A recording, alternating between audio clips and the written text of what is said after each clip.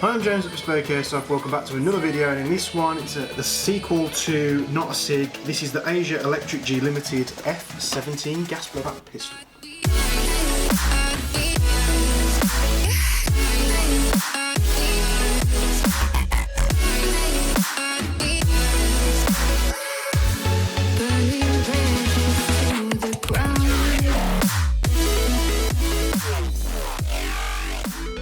So yeah, in the last video we looked at this pistol, which is the F18. I'm just going to grab it out quickly here so you can have a look, which is a unofficial WE product that is a P320 compact by SIG. This is called the Asia Electric G Limited F18 gas blowback pistol. Of course, it was very good. We looked at that in a previous video. If you haven't seen that already, go check it out. And then this is the F17 model. Now, when we first had the F18s in, the F17 wasn't available to us. Well, now it is, so let's just grab it quickly out of the box. Ooh. So you'll see we've got a longer barrel here, we've got an extended magazine. It's the F17 model. This is basically based on the SIG P320 M17 model. This was the model that was put through the trials for the new issued sidearm for the US military. I won't go too much into that because I'm sure many people out there can give a better backstory on that than I can. This is basically WE's version of that pistol under the brand Asia Electric G Limited. So you've got the P320 Compact and the P320 M17, both come untraded, apart from it saying Newington, USA on the right hand side, and then 9mm by 19. Of course, you can see some differences straight off the bat. Let's get a look at these things in the top-down camera. We'll have a closer look, and then we'll get to the chrono accuracy, and then we'll be back on camera in just a moment. So here is the Asia Electric G Limited F17, more commonly known to me and you as the P320 M17, the gun that won the US trials for a new sidearm. This is the compact that we've looked at previously. They're the same frame size, they're just a different slide size, and of course they come with a different magazine as well. This one being enabled for an RMR red dot sight on the top. So this pistol, polymer frame, metal controls, metal slide, metal barrel, metal magazine with a polymer cap on the bottom. Now, don't believe what you see on many websites out there that this holds 26+1, because it really doesn't. This magazine actually holds 19 rounds. Yes, one less compared to its smaller counterpart. So it's all to do with, or what I can tell it's to do with, is this extended follower here. So you're not actually getting much plus. It sits a little bit higher, I know it's hard to tell here, than the one on the shorter magazine. This holds 20 rounds, and when I say it holds 20 rounds, that's 20 rounds with a gap at the top to allow to not break the loading arm on the nozzle. This one holds 19 rounds with a gap. You can get 20 rounds in this, you can get 21 rounds in this. However, I don't recommend it because you run the risk of breaking your loading nozzle if you were to slam the magazine in the gun when the gun is slides forward. So you can see this long follower piece. And the reason why they've done it is so that you can get the cap on and off, of course. You do have a gap in the cap, so you can gas it up without having to take this off. However, this magazine does look a lot better than its standard counterpart. I love this tactical sort of extended magazine look. It's very nice indeed. Let's just zoom you in a little bit better. So 19 rounds. Here we have the M17. Obviously we've got safety lever on both sides, which is ambidextrous. Also sort of doubles up as a very small thumb rest. Slide release can be found on both sides. And I'm pretty sure the magazine release even can be switched to the other side if you're a left-handed shooter. To take the slide off, what we do is we pull the slide back almost all the way, and then we can slide this round, let the slide forward, and it will come off. Now, everything in terms of the internal workings of the frame are exactly the same as the P320 Compact. They're the same frame altogether. It does have a little M here, like it's a choice for an adjustable back strap or anything, but this is moulded, it cannot be changed. So this being an extended version of the F18, let me just zoom you in as I do this. It has like a little plastic spacer on the spring guide, so you will have to manoeuvre this back before you pull the spring guide up, otherwise it won't pop out. We can then remove the inner and outer barrel assembly along with the hop unit. And this has like sort of their newer hot rubber design. I don't know if you'll be able to see it here, which is a curved nub, which I've also seen on the Desert Eagles and a couple of their other new pistols. This is how it was set out the factory. I haven't messed with this. This is almost fully on. And then if I adjust it, because we've already done the firing demonstration, you can see how it disappears. So 2s, 2.5s and 3s, this pistol has not a problem at all. We know it overhops 3s on the full setting, so you know, you dial that back down a little bit, you're going to be absolutely fine. You know, I'd probably be pulling this out and just replacing all this heavy transport grease for silicone oil, which brings me to our sponsor for this episode, which is the Jaeger Precision Mech Oil. A lot of you have been asking when I've been saying it on various videos what I do use, because I said I was using something that I've been working on myself, which is the Jaeger Precision Mech Oil, which is a very good 100% pure silicone oil designed specifically for airsoft purposes. And this stuff has been in testing with me for well over 18 months just to make sure it's fine. It's very, very good stuff. I'll put a link in the description below where you can find it. So yeah, make sure you do some nice nice grade silicone oil or spray or anything like that. Highly recommend the Jaeger Precision Mech Oil, of course. And then you'll see that this has a gas blowback unit very comparable to the F17, where instead of being a sort of hollow nozzle that goes over a piston which is secured in place by the blowback unit itself, the blowback unit itself is the cylinder, and the nozzle is basically the piston, which you'll see there. I much prefer this design over the other one. I think it's more reliable. Let's pop that back into place. Pop the spring guide back in. Once that's back in place, we can just get this little sleeve and slide it down into the slide. So in terms of getting the red dot sights on this, you will need a 2mm Allen key. There are 2 screws on the back here, and what you want to do is you want to loosen these off.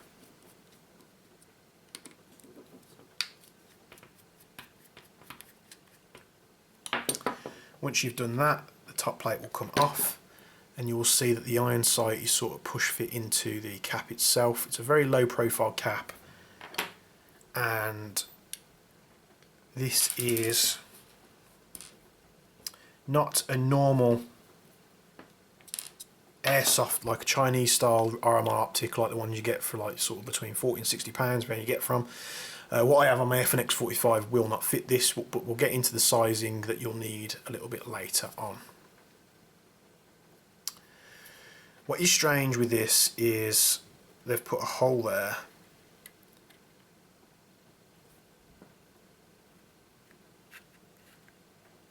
so you can see straight through into the blowback unit, which means you're going to get some grease and oil ejecting out of here, as you'll see, onto your red dot sight. So what you want to do is make sure that you've got something perhaps covering this before you do that, because the last thing you want is this shooting silicone oil or grease straight into the bottom of your optic, especially if it's a nice fancy one, because I imagine this is going to be real steel spec size. When you're fitting this, say you're fitting a red dot sight, you obviously can't have this cap on there anymore. You can remove the rear sight and you can fix this back into place with the screws, but you will have a gap there like so, which is a bit unsightly. So what I'd probably be doing if I was fitting a red dot sight and I knew I was going to have it on there indefinitely, I would probably cut this off, unless someone out there comes with a better mounting plate, which I'm hoping they do. You'll see this just slides in there. it's almost like, I feel like the plate on this is needed to cover up the blowback unit. That's what it feels like. It's almost like every part of that sort of stops any dirt or crap getting into the blowback unit itself. This will, obviously, time will tell whether they're going to come out with a mounting plate for this. But we'll get into that just a bit later. So let's put the slide back on. All the way back, we notch that forward. There we go. So zoom you out there. So it's a very great feeling pistol. I'm not a SIG fan. I can appreciate a SIG, whether it's a 226, a 228, 229, or some of the special edition ones that some companies do. I can appreciate what it is, but it's never for me being a comfortable sidearm. This is a more modern, with it being a more modern SIG, you can see where they've brushed up a lot of the design aspects to make it more comfortable. And this feels completely different to a 226, a 228 or a 229. I would much prefer this, in my opinion, and I think you'll see from the results in a moment that the performance is on point as well. So the trigger on this is very much the same as the P320 compact. Take up, you've got the wall, brake, reset, brake. Trigger is very crisp on it. It's very predictable, and dry fire this, you'll be able to see you can actually get some rapid fire shots in with this. So double tapping is going to be super snappy, quick and easy. Love this pistol to bits. Let's get to the chrono test, and then straight after the chrono test I'm going to go to the accuracy test. With the accuracy test, 0.2 gram BBs for the first test, 0.3 gram BBs for the second test, and then I even go as far to go to our new target, which is this size, for the third test. So for the chrono, 0.2 gram BBs green gas. I didn't actually top this magazine up, so you'll be seeing it as just a room fill after I've been firing it. And we'll get that up on screen, and then I'll be back in camera to talk more about this lovely sidearm.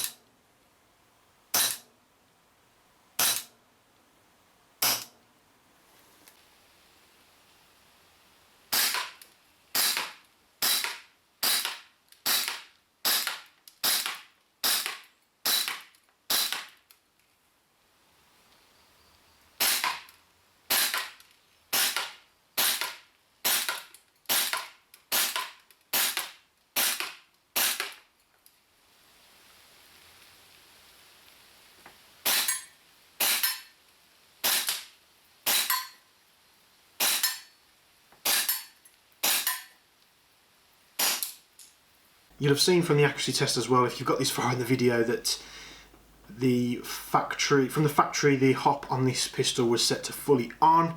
Now that may affect the chrono readings. This pistol, when I chronoed it, was set to off, so it may be a little bit higher, but you've still got plenty of wiggle room there to be sight legal.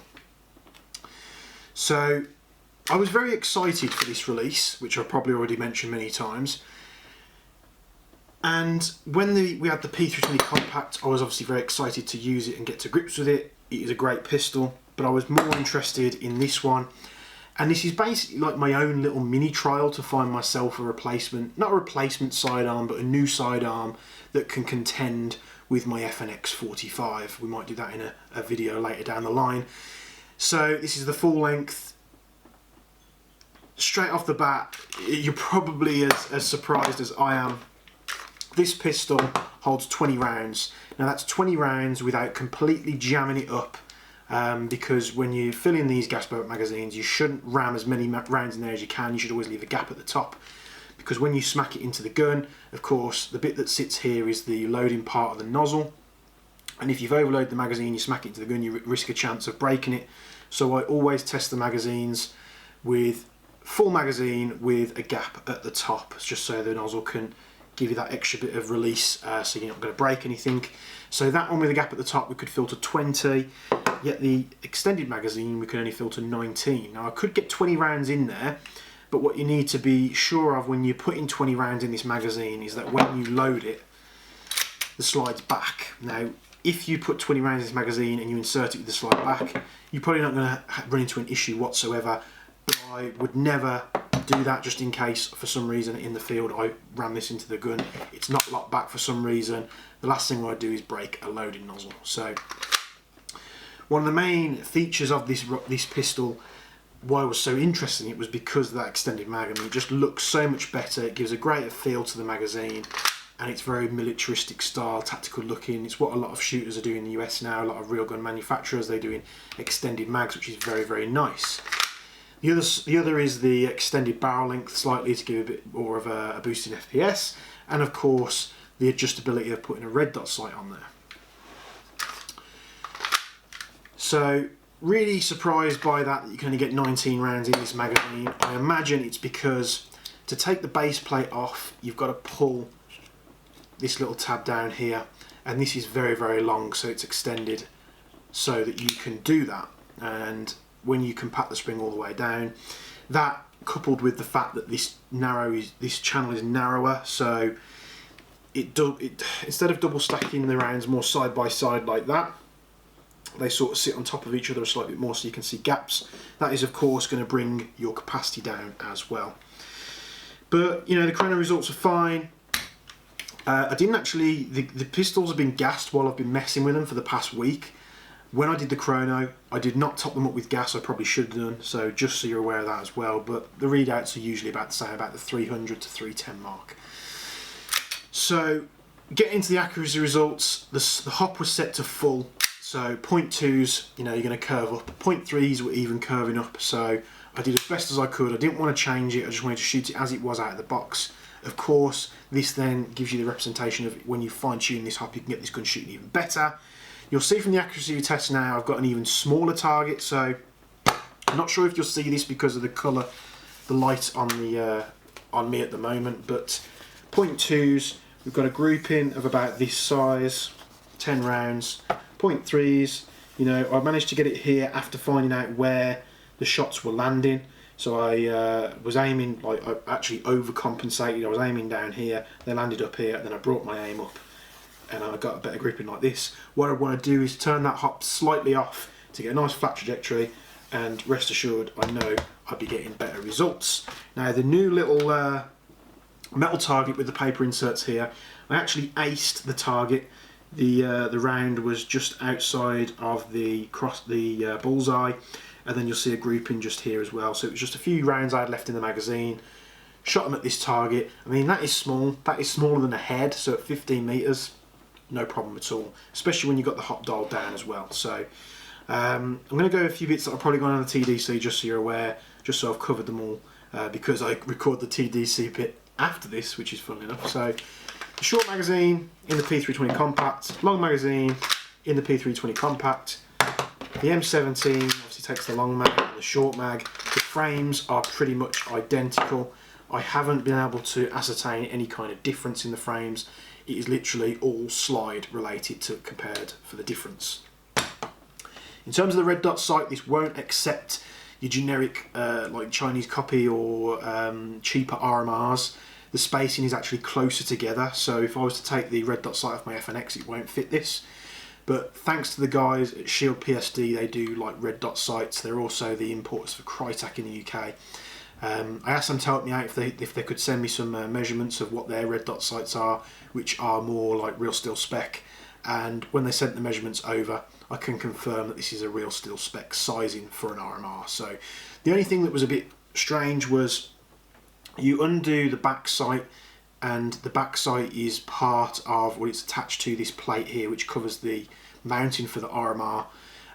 It's a bit weird because once you take that off, the dot sights, the rear dot sights are sort of fixed into position here. You can then put your red dot sight on, but if you want to put the rear sight on just as a bit of reassurance that, you know, you're screwing into that and it's holding the blowback unit in place, whatever, you will have to take this adapter plate off, which it will go on, but there's a gap underneath, so you'll have a sort of piece here where it looks like it's floating. It looks very, very strange. I don't know why they've done it this way. It would have been nice if they'd have included another rear sight in the box that didn't have this front plate off. This could be very easily rectified if you're certain that you're going to run a red dot sight and you've got one that fits. I would probably just cut this plate off and then just fit it in front of the dot sights there. I'm going to get a couple of other Chinese style RMRs in that say they're different, just to see if we can get some budget options for you guys. But as far as I've found, this is a real spec RMR mounting, so anything in terms of like real Trigicons, Vortex, all that good stuff. Shield are probably going to be your best bet in the UK. They do make really good iron sights, red dot sights, which are used a lot in the sort of practical pistol communities. So I'll be of course talking to Shield about getting one of those for these if I pick one up. We'll see if it passes the trial yet. So hope you enjoyed this M17. I am honestly really impressed with the performance of this thing. I know it's a bit hard to sort of show on camera. You've got to kind of take my word for it, which you have to do with a lot of YouTubers these days. But you know, if there's something that's not quite right, you know, on this show I will call it out. So the red dot sight is a bit of a cop out because you're gonna have to spend a lot more money. Real RMR sights probably double in price compared to what you pay for this pistol. For the cheap ones, you know, Trigicon RMRs, the £450, £500 and beyond. So that's a bit of a con. I mean, the biggest con in this pistol, in my sort of opinion, is the mag. The extended mag. It should be holding 25-30 rounds at least. I mean, all the Chinese websites that list these pistols label these magazines as 26+1. I'm sorry, it's just not the case. This one's going to hold 20, this one's going to hold 19 because it's got that sort of extended follower for getting the base plate off. Would it put me off buying the gun? Absolutely not. Would I buy the M17 and then get the shorter mags? Absolutely not, because I don't like, functionality wise they're the same magazine, but for me, for the ease of holding and pulling the mags out, and you know, for the tactical look that they have, I would be using the extended mags even though they only hold 19 rounds. I mean, let's face it, most sidearms carry about between 20 and 25 rounds, so losing 5 or 6 rounds, I mean, if you've got one in the chain, that's fine. It's not the massive end of the world. I'm not really too sure on the base plates if they hold any more gas. This is a very efficient magazine. I've been able to shoot 2 to 3, when we had the really hot spell just recently, 2 to 3 magazines worth of BBs to the one fill of gas, and it still had more in it to go. So efficiency wise, they're very good. Which one would I choose if I was choosing between the two? I'd go with the M17 because I'm looking for a full-size sidearm. If I was looking for a compact, the F18 or the P320 compact would be a great choice as well. So you know, you're not going to lose depending on which one you're looking for. Would I get both? Yes, I would. Would I run the extended mags in the compact? Probably not. No, I would only be using these with the M17. So me being me, I'd probably get 2 different size mags, so I'd have the compacts for this. With the adjustability, if I did want to carry more mags for either sidearm, I could always pull them out of this gun using that gun without any cons whatsoever. So I really do like this pistol. The features are great. The M17 to the P320 compact does sound better. It has a good ka-chink. See if I can do that on camera for you now. Let's just make sure this is clear. So clear on the M17, clear on the compact. So here's the compact. Usual gas blowback pistol noise, but the M17, it sort of has that nice punchy kick, and it has that sort of metal clang at the end. Much like the FNX has got. The FNX has got that really metallic clang at the end, and it really does make the pistol, in my opinion, sound a lot better. So would I be, this is going to be, I know I'm going to probably nerd out here, but guys, you have to bear with me. This is going to be a contender for a new sidearm if I was looking for one. I do want to sort of extend my sidearm range, and I have been looking for a while. There's a few pistols that stood out so far, and this by far is one of the biggest ones. Perhaps I could figure out a way to extend the capacity on this thing. I don't know, we'd have to have a look at it, but I'm really impressed with this. It's everything that the F18 was and much more, and you know, I love all the features on it. So I hope you've enjoyed this episode. This is the AEG limited F17 gas blowback pistol, this being a copy of the P320 M17. So thanks for tuning in, like, subscribe, do all that good stuff, hit the bell notification. Got loads of videos coming up, and we'll see you in the next episode. Thank you.